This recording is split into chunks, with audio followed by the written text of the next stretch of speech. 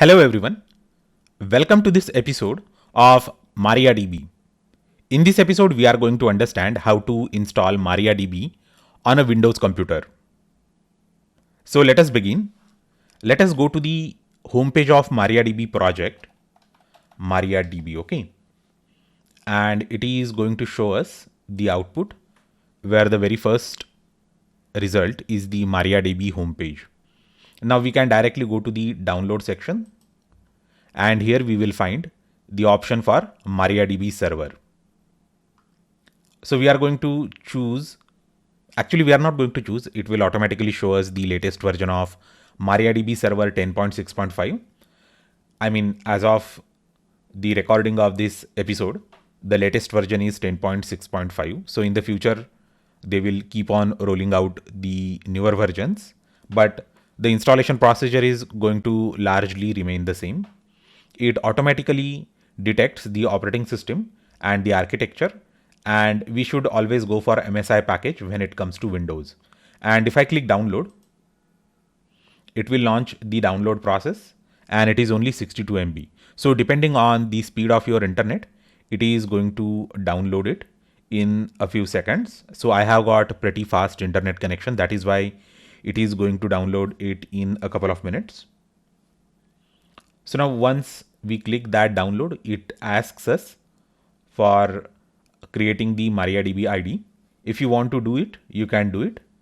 And I'm actually going to skip this step of creating the MariaDB ID because it is not absolutely essential to have a MariaDB ID in order to work with free MariaDB. So this MariaDB is the free software, free and open source. It is a cousin project or sibling project of MySQL. Basically, when MySQL was acquired by Oracle, so many of the heads of programming there, they left and they founded another project that is known as MariaDB. So you can replace MySQL with MariaDB if you want, and you can do the vice versa. You can also replace MariaDB with MySQL. And in most of the cases, these are drop-in replacements of each other. So our download is done. I'm going to click it. Probably we are going to need the admin privileges in order to run this installation file. Let us see what happens. I will let you know if it requires admin privileges. Okay. So next, and I accept next, and C: program files MariaDB 10.6. Okay, seems cool. So the password for root, I'm going to keep it same. And I'm also going to enable the root login for remote machines. And I'm also going to check this option, which is going to use UTF-8 as default server's character set. So the password is going to be test123 in order to maintain the compatibility with our earlier scripts. So earlier I attempted to connect to MySQL from Python. So there the password was test123. So I want to reuse the same code with minimal changes. Okay. So service name is going to be MariaDB 01. Okay. And TCP port is 3306. Should I keep it 3306? I think that the default port for MySQL, let us check, because I already have port for MySQL. I have already installed MySQL on this computer. Okay, so port 3306 is busy with MySQL. So I don't want to have any sort of conflict in that case. So I'm going to say 3307. Okay, so our MySQL server process name is MySQL 01, and here for MariaDB, it is going to be MariaDB 01. And let's click next. So I hope that you have understood why I have kept it 3307. I have kept it 3307 because 3306, which is the default port for MySQL, is already occupied with a MySQL process. So I'm going to say next, and let's click install. And it is installing the required files. So it is going to take quite a while. So the installation of MariaDB is complete on this Windows system, and it actually took some time. That is why I skipped the part where it installed and finished the installation. So the sign of successful installation is that you will find this Heidi SQL client on your desktop. This is a shortcut. If you double click it, it is going to open the Heidi SQL client. So this Heidi SQL client is just another client like MySQL Workbench. So for example, I will also open MySQL Workbench. MySQL Workbench. Okay, so I will let it open. Now here we can configure our connection, and this is the host name, this is the local host, and I will say prompt for credentials.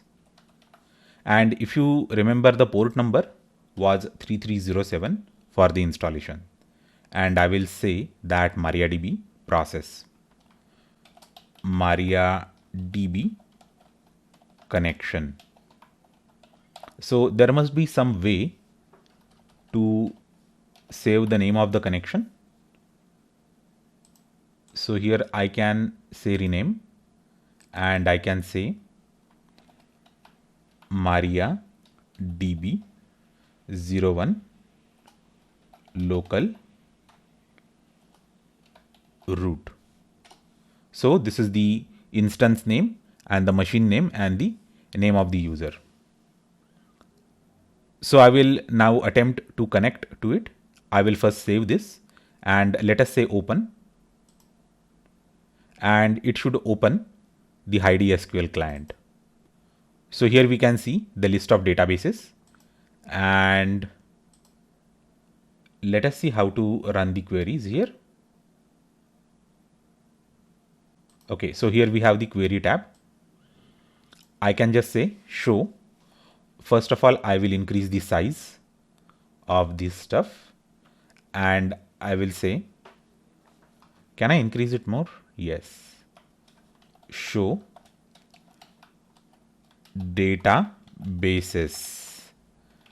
And if I execute this, it should actually show us the output here in this tab. Okay. And as of now, I don't have anything installed here. So we can just use it just as MySQL Workbench. Okay. The only thing is that MySQL Workbench doesn't seem to have the donate button.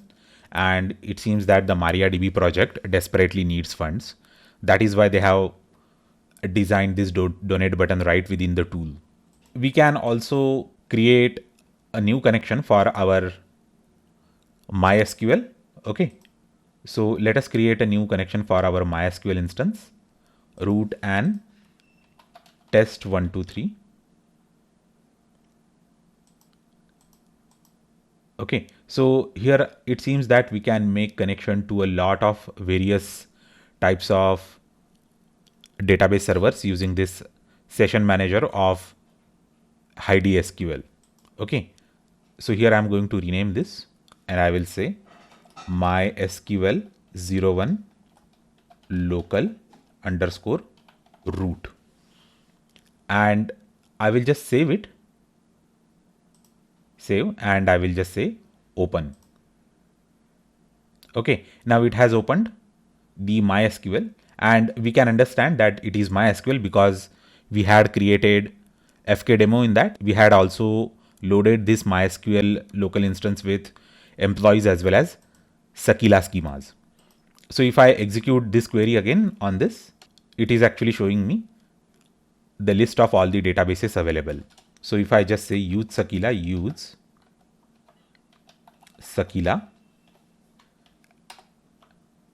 and if I execute this, and if I say show tables,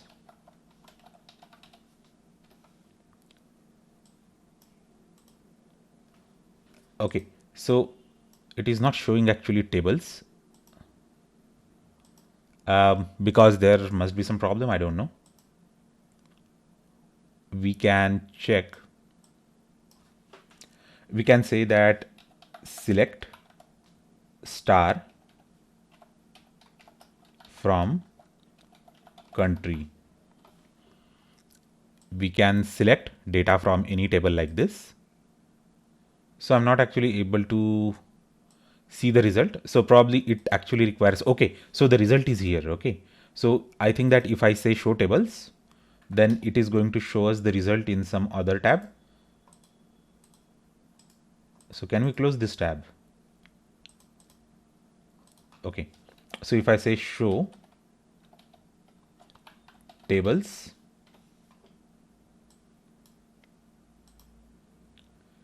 okay, so here we have the table list.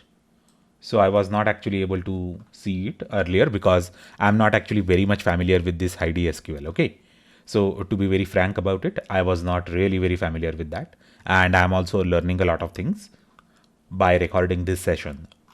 So here we have the output of show tables. It apparently creates a new tab for the output of each new query. So select star from country, and here we have the output of that particular query. We have country code, country, and last update. So this is how we can use Heidi SQL to connect to MySQL or MariaDB. And we can even connect to a MariaDB instance from the MySQL workbench. Okay, so it is asking us to save the contents. I'm going to say no. So this is how we can install MariaDB on a Windows computer, and we can connect to MariaDB with Heidi SQL. So MySQL Workbench is also capable of connecting to MariaDB. So I want you to try to connect to MariaDB with MySQL Workbench as an exercise. So I hope that you have understood everything that I have explained in this episode. Thanks a lot for watching this episode, and I will see you next time.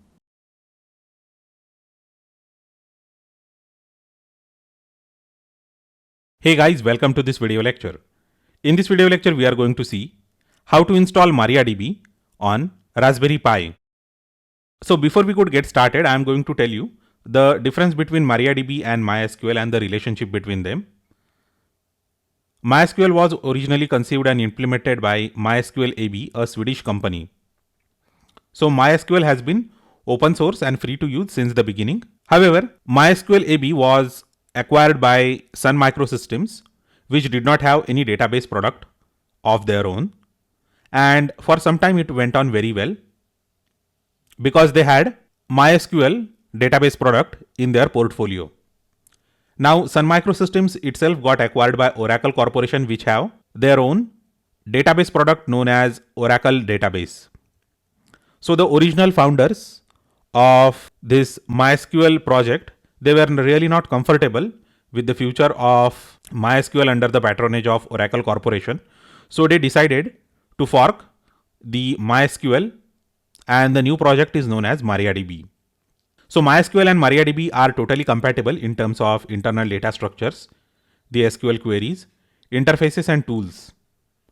So in case you have MySQL and you want to replace it with MariaDB, you can just go ahead and replace it with MariaDB with very minimal changes to your front-end code.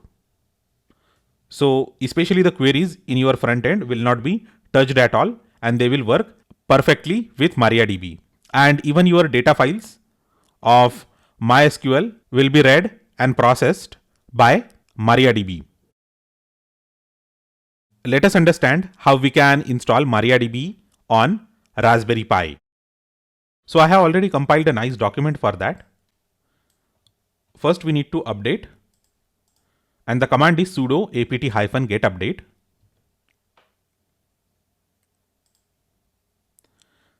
The command to install MariaDB server is sudo apt-get install MariaDB server --fix -missing. So let me copy this. We know that any database product comes with two components, server and client. So let's install the server first. So it is going to take some time for us to install the MariaDB server because it is, I guess, 140 MB of download and installation. So I'm going to skip the part where it downloads and installs it. So the MariaDB server has been installed. Now let us clear the screen and install MariaDB client because we need the client to connect to MariaDB server. So the command is very simple, sudo apt-get install MariaDB-client, and it is available in the PDF that I have given you. So the MariaDB client has also been installed. Now let us go ahead and set up the server. So we need to configure it, okay, before we could start using it. So I'm just going to copy this command, and the command is sudo MySQL secure installation. So let me magnify it. Sudo. So let's copy it. Yeah. So I have set the password for the current user root Raspberry. So the password is Raspberry, and for all the other options I am entering no. Okay, so the setup is complete and we are free to use MariaDB. Okay, so you must have understood what I have done. So let me repeat it for you once again. Sudo MySQL secure installation, and you just need to enter the current password for the root, which I had set Raspberry,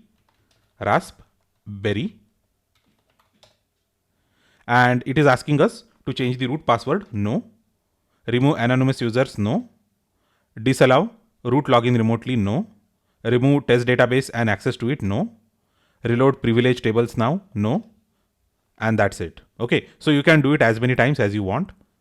Okay, if you want to change any settings. So it is a simple utility or tool to configure your database server. Now, in order to log in to your database, we need to use MySQL client or MariaDB client. So you just need to say sudo space MySQL space -u space root space -p. So here root is the user, and when you say -p, it is going to prompt you for the password. So I'm just going to copy this.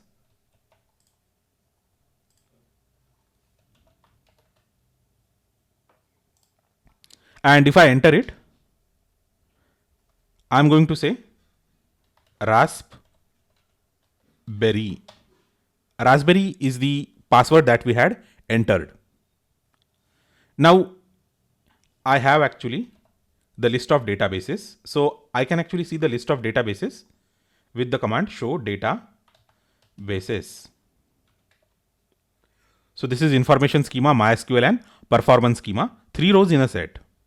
We can create our own schema or database. Basically, schema and database mean the same thing in MySQL or MariaDB. So if you are an Oracle user, then it might be a little bit confusing for you because a schema is equivalent to a user. A database could have multiple schemas in Oracle, but here it is totally different. A user can log into various databases or various schemas. A schema or a database can allow multiple users to use it. Okay. So that is a basic difference. So again, let me repeat. A schema or a database is the same thing in MySQL or MariaDB. So remember that. So now we are going to create a new database, and the command for that is very easy, create database WordPress. So it is going to create a WordPress database. If you want to host a WordPress site on your Raspberry Pi, then this database will be useful. So as of now, it is completely empty database. So if I say show tables, or before that I will have to switch to WordPress database. So I'm just going to say use WordPress, and if I say show tables empty set, it means that there are no tables in WordPress, and we can grant all privileges on WordPress to the root user using this command. So the only thing is that we will have to change the password here. Just say Raspberry, and this is the output. Okay, so all the privileges on all the objects have been granted for WordPress database to the root user on the local host. Now let us go ahead and exit. We have already seen that the database that we have created, WordPress, it doesn't have any tables. So in case you want to practice your SQL skills on MariaDB or MySQL, you can't do it, okay, because there is nothing in that. And all the other schemas or databases like information schema, MySQL and performance schema, these are all internal schemas that are used to maintain the data dictionaries. So I have another PDF that is going to help us to install a sample database known as Sakila. Okay, so now let us log into our database once again because we need to run the queries in this PDF. So I shouldn't have logged out. Okay, so the password is raspberry. Now let us see. We can create actually our own user, create user, test user @localhost identified by test123. And before we could create the user, I'm just going to copy this query, which is select user host from mysql.user. So mysql.user is a data dictionary which is going to show us the list of all the users in our database server.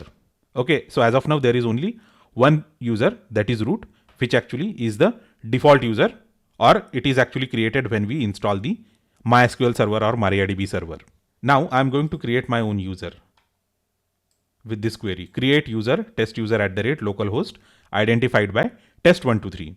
So let me copy this query and execute it here. Okay, and if I again try to see, select user comma host from mysql.user, then it shows me root and test user, two users.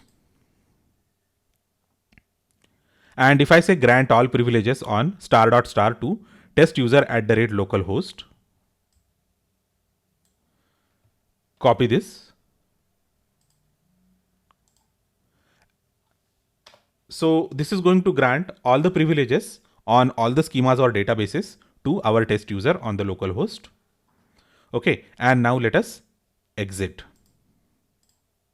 So before exiting, let's see, show databases. So we have 4 databases. WordPress, that is the empty database that we have just created, and it is not very useful. That's why we are going to install a sample database known as Sakila. And you can find that sample database at this particular URL. Okay, so it is a GitHub URL. You go to this URL by clicking on this particular link. And here we have, you can just go ahead and download it as a zip, and then you will have to extract it. So once you have extracted that thing, there will be a folder known as Sakila. So here we have this Sakila folder. In this Sakila folder or Sakila directory, we have 2 files, sakila-mv -data.sql, sakila-mv -schema.sql. Okay. And if I say cd downloads,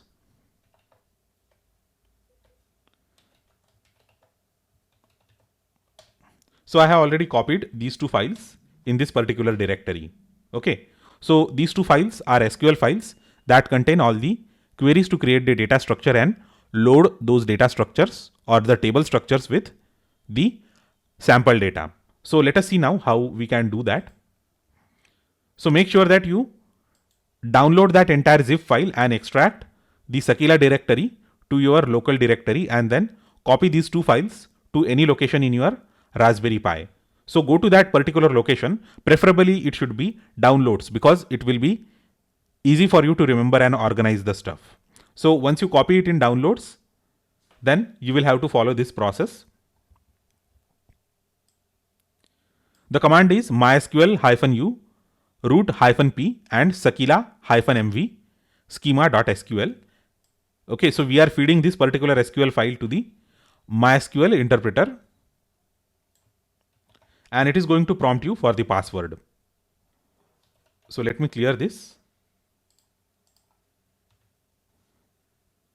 And root password is raspberry. So it is going to create the table structures and other objects in your database. Okay, it has been done. Now let us load it with the actual data using this command.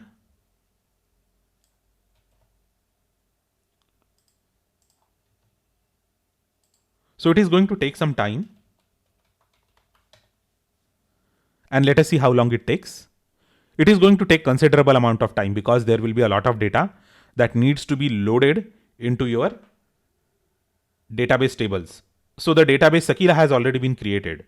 So if you have any other window open in parallel, then you can check it by typing in the query show databases, and probably it will also have the tables. Only the thing is that tables will be empty. Okay, now the tables will be populated with all the data. Okay, because the second SQL file sakila-mv-data.sql has all the data, and we have just executed it and it has loaded all the tables with the data. So the data in the table is populated. Now we can just go to the database, and now this time we are going to log in with test user. So let me delete this and let me say test user, and the password is test123. If you remember, the password is test123. So now I'm going to say show databases. Okay, so that is Sakila, and I can actually go to that Sakila database by saying use Sakila. Okay, and I'm just going to say show tables, and here we have 23 different tables. So so one of the tables is actor, so I can just run a query saying that select star from actor, and here we have 200 rows retrieved. So this way you can get started with MySQL or MariaDB on Raspberry Pi. So this is very useful because Raspberry Pi is an excellent platform to have your database. Okay, so if you just want to learn the SQL with MariaDB or MySQL, then you can definitely go ahead with a Raspberry Pi and MariaDB combination. So I hope that you understood everything that I have explained in this video lecture. So all the PDFs that I have used for download and installation and everything, they are available as the part of downloadable in this video lecture. So don't worry about it. So if you have forgotten to note down anything, you can just refer this PDF and you can actually install MariaDB on your Raspberry Pi with the help of these two PDFs. So thanks a lot for watching this video lecture. Do let me know if you have any questions, queries or comments about this video lecture. Thanks a lot once again, and I will see you next time.